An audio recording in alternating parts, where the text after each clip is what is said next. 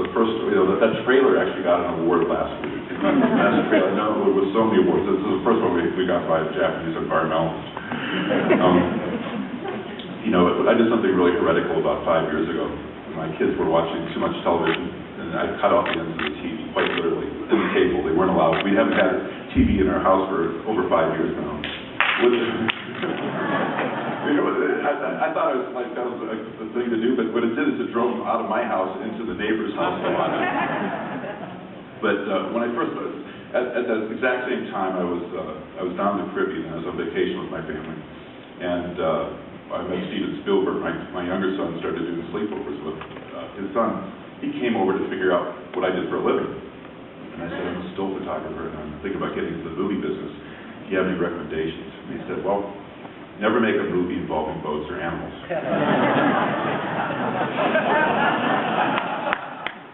And I thought, well, everything I was about to do was, I'm the executive director of the Oceanic Preservation Society. Everything I was going to do was involving boats and animals.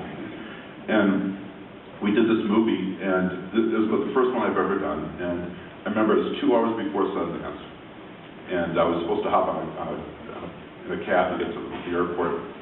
And my producer had done 22 movies, and the guy that was doing the color said, he did like over 100. I said, what do you think, guys? Do we have a good movie or not? And he said, prepare yourself for disaster. And I said, well, I've been doing that for 3 years. Prepare yourself for success.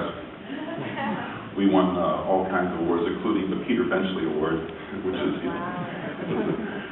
it's ironic, but you measure a film like this, not on the box office, but on the people you change. And as David was saying today, well, what has the movie really done? And I was saying, well, we stopped the demand for dolphin meat by millions of dollars a year. It's changed the lives of people all over the world. There's hundreds of thousands of kids across the Wakayama Prefecture that will never be served toxic dolphin meat. Before this movie came out, it's because of our actions. And I was thinking, well, it's really, this movie still hasn't made much box office. And then I was getting a bite to eat right before I got here, and room service came, and the lady at the door says, delivers the tray of food, and she says, you're the director of the Cove. Yeah, it says, I stopped eating fish right after I saw your movie. I think, this is the power of a movie. I look at them like they're weapons of mass construction.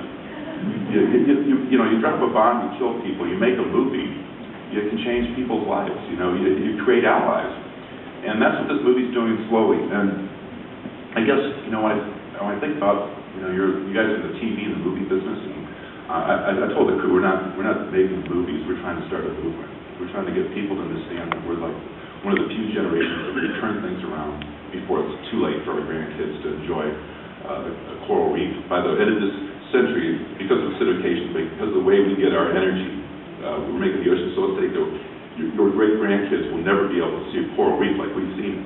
That to me is astounding. And I'd just like to take the challenge. If anybody, what this movie has taught me to do is don't be afraid to dream. So if you're out there and you want to create a program, do programming that's going to change people's lives, that's how we're going to be measured by our success at the end of our careers, so that how much we motivated people to change, but inspired them to change. And David, thank you for changing my life. I appreciate it. Thanks so much, everybody.